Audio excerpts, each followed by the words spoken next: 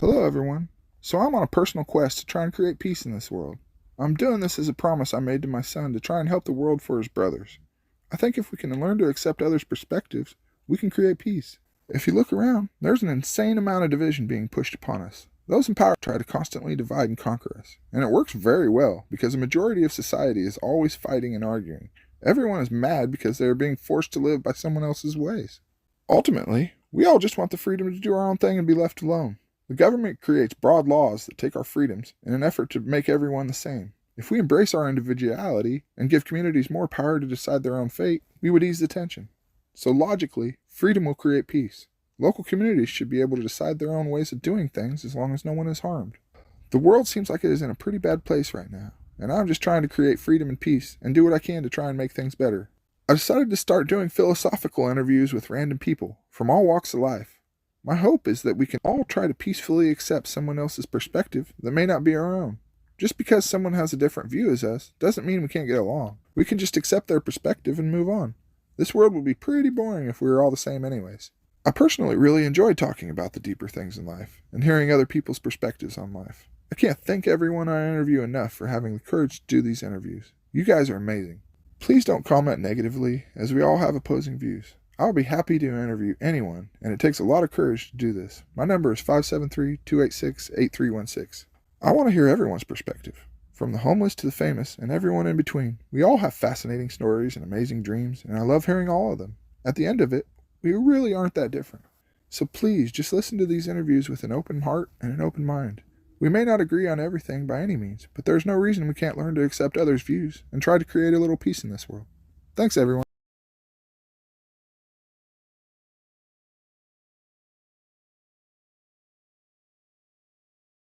Well, I don't know if you might want to go a little more in depth and do a little philosophy, but I do talk philosophy, and I know you said you might be up for it a little bit. I don't know if you still might want to. Sure. All right, so I ease into it kind of easy, and then I get a little more in depth.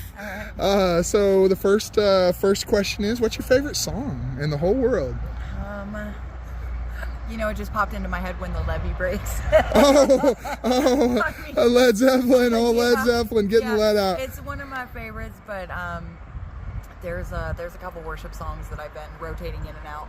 Right. And I just love the Lord. So praising Him, like worship songs. Okay.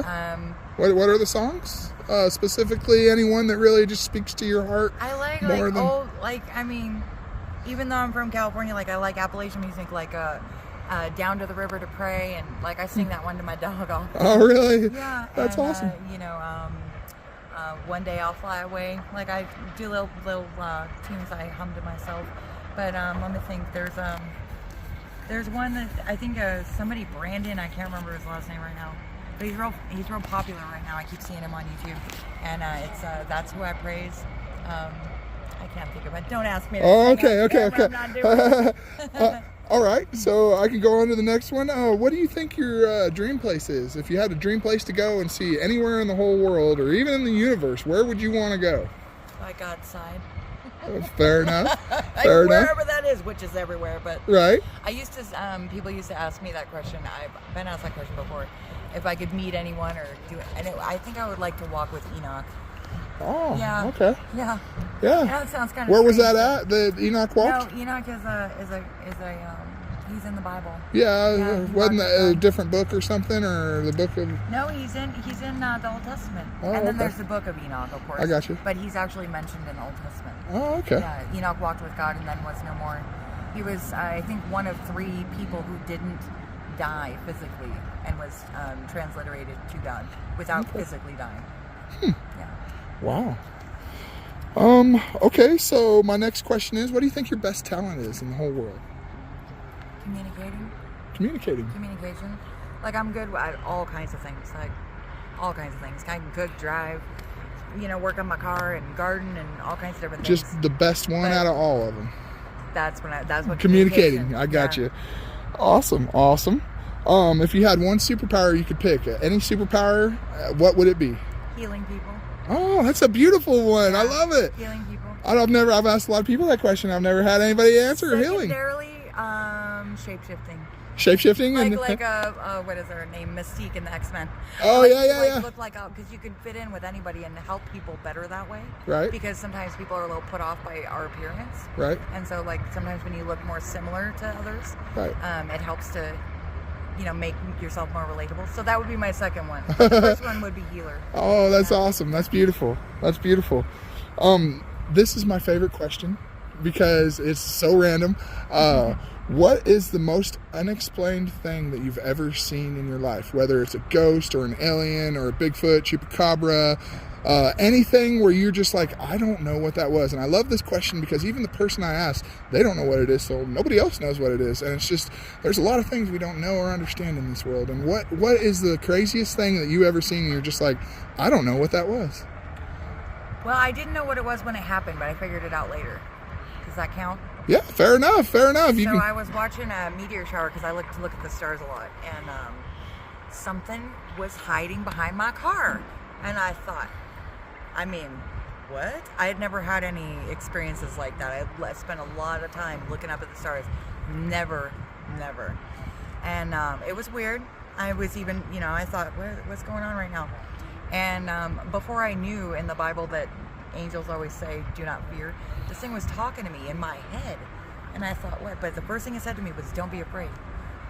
And I thought, what in the world? Like, this is so weird right now. And I was by myself with my dog. And the next concern I had was that my dog was in my car because this thing was hiding behind my car. And I could barely see it. It was moving so fast. I could barely see it. And it was like film, like through, I couldn't barely see it, but I knew it was there. And I didn't know what that was, and I shied away from telling people about it for a long time. But this thing stayed with me, and so I wasn't sure about what was going on with this, but it kept telling me not to be afraid. And then I found out I hadn't read enough of the Bible to know, but 365 times in the Bible, angels always tell people when they first show up, do not fear. So it was wow. Yeah, I know. I That's didn't heavy. know that at first. That's heavy. I didn't know that. Wow. I know. I don't tell everybody. Yeah, no, I love it. I love hearing. That's why I love hearing these. That's everybody, because that's your experience, and I know you felt it, and I know you were there, and I know it's something you experienced, and that's why I love asking that question, because I can't, nobody can ever take that away from you. That is something you feel in your heart and soul and know to be true. So I love hearing the different stories. I don't know what's everything in this world, and that's why I love learning, and I love just hearing experiences, and that's why I love asking this question so much. Awesome. So what is one thing you would do to help the world? If you could do one thing to help the world, what would it be? Be a better person. Because it trickles down. My mama used to tell me whenever you throw a stone into a pond, it ripples out. Right. And kindness, love, and when we fix our own hearts with the Lord and we get in alignment with God, it ripples out. So like being a better person, like being the change that you want to see in the world. Yeah. Being a better person. I try to do that, and that's even part of what I'm doing here. I'm trying to create ripples of positivity, and I hope that this goes out far, and hopefully other people hear this and it inspires them too. I started reading a couple pages in your book. You got a real good heart. Oh, well, thank you. I appreciate you. Thank you very much. And you feel free to not answer any of these questions. You can skip anyone you want. What are your thoughts on the Federal Reserve, or the federal government? Sorry. And however you want. PG. No, it doesn't matter. All my stuff is not suitable for children, and I let it all lay out online. I'm not an anarchist, but I know that we need governments. Right. I wouldn't say we need government. Any system of control, whether it's the church, and I don't mean like the body of Christ. I mean like Catholic Church, like things that are systems of control. Right. Money. Banks, all of it, just education systems, all of it. We need a different way. We need a better way, period, end of story. And any system of control, I am not in alignment with it. Right. I don't agree with it. I think it's bullshit. And we need different ways. Now, to just do away with everything is not really feasible. Right. And I understand that. But like I've seen and you've seen in this camp, we have a couple people in charge, and then it trickles down from there. So, and we all have certain standards that, you don't shit where you eat. Right. You pick up things, you see, something, you pick it up. Right. And so, things like that. And I think that most people who are, who are reliable people and just like I've seen here. I haven't seen anything, really gross or nasty going on around here. And so, Right. like people can mostly govern themselves, but Right.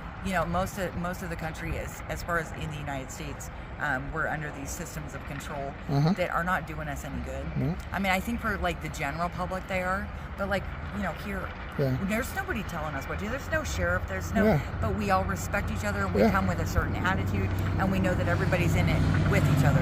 And so, when you see big groups of people like this come together, and we don't have any mayor or anything, We're just doing it. It's a real life example of we don't need government. Right. It's a real life example of we don't need someone telling us what to do because we know what to do. Thanks. Right. Bye. Get out of here.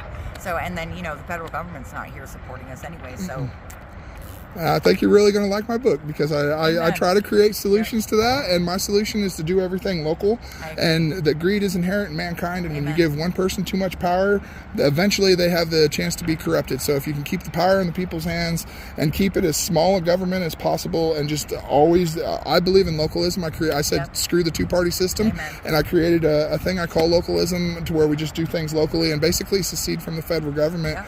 And just put hands on right here, and instead of depending on the government to do it, put boots on the ground and do it yeah, ourselves. I think a lot of people, when they hear that, like secede, they think because, well, most people don't understand why we fought the Civil War and all this kind of thing. So when they hear secession, they think that it somehow involves violence or like militias, and it doesn't. It's peaceful. It doesn't. We can We peacefully just simply step away. don't want to be under your umbrella of crap. Right. It's not doing anybody any good. Look at the world. Right. And I mean, like even United Nations and like it's a mess. Right. It's a mess everywhere. And so when you look at like the example that most of the world has set, and that like United Nations has set for the world, Right. And you see how disgusting Right. most, and it's not even the people on the ground, because grassroots movements always do the best. Right. Because they're fluid and people know.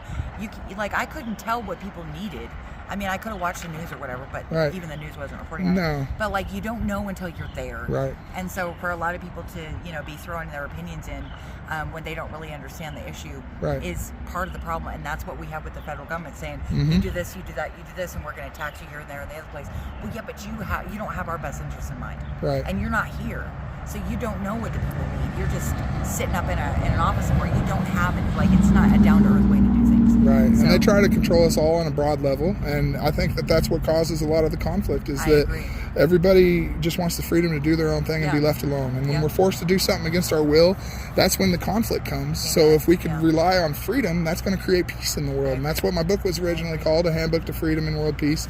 And that's just kind of my philosophy. And we can even do it peacefully, seceding by, there's this thing called a home rule charter. And we could just pass around a petition locally.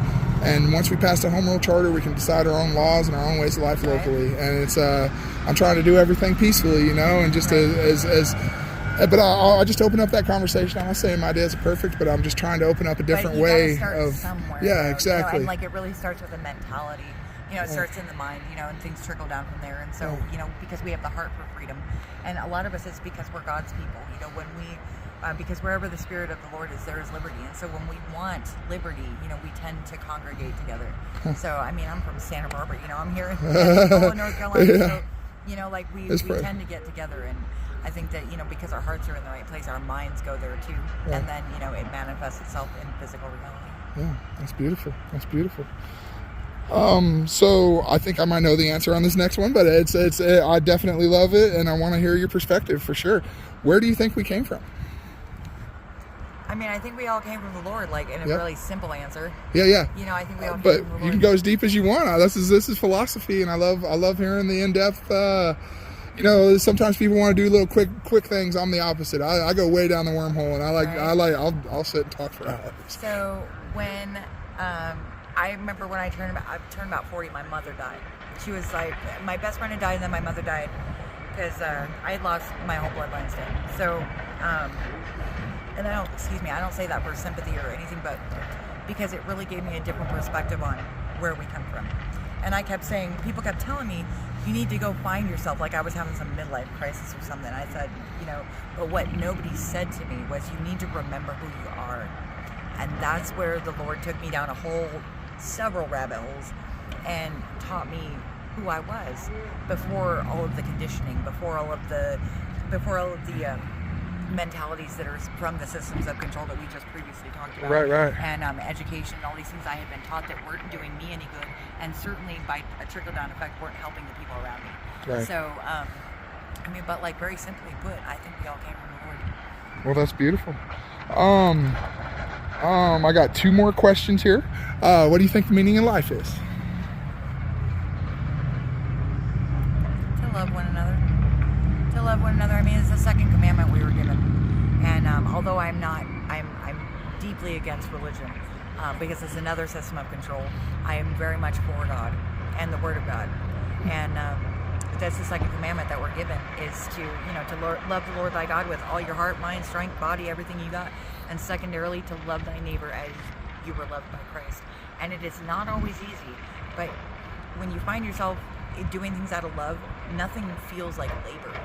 Yeah. So, like people talk about labor of love, but like since I've been here, like my heels just started hurting me because of my boots, but I've been walking around here for a week, and I've just been light as a feather. Yeah. So, when you do things out of love, it really changes the whole aspect of like how you approach problems. You're the second person that's told me that today. Yeah, I heard Denny say that, but no, it wasn't even Denny. It was the guy at the gate. Yeah. It wasn't about walking light and feeling he was saying that just since he's been out here, it feels like he's walking on air. Yeah. It's just it's different. It's a genuinely light feeling. Wow. And also like everything I've done, even when it was snowing a couple days ago, and we're all cold, but we're cold together. We're doing it together. Like nobody's in it by themselves. And I know that goes out to the residents here. Knowing that they're not alone.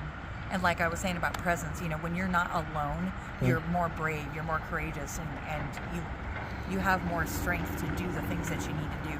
It just gives you that extra courage, I think, and bravery to do what needs to be done, because someone's counting on you, but you know that they need your love more than like your actual work, so that's really important. Yeah, that's beautiful. That's beautiful. And the final question here, what is the best piece of advice you'd give to everybody out there watching?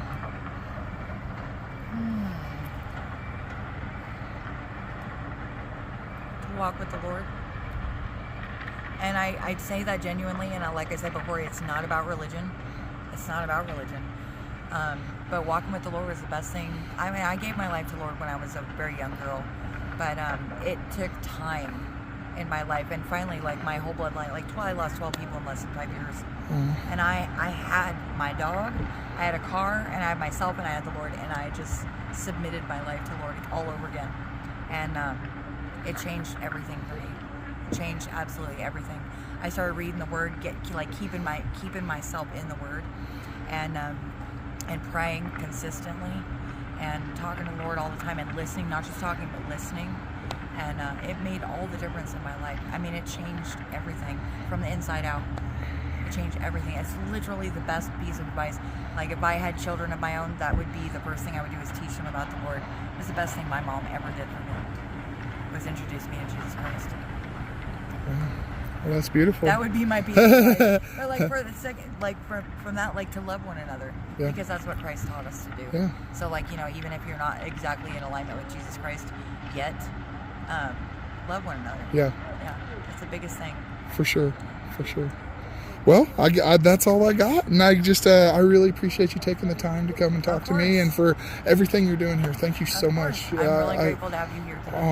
Oh well, thank you, and I really appreciate you, and it's a pleasure. Thank you very much.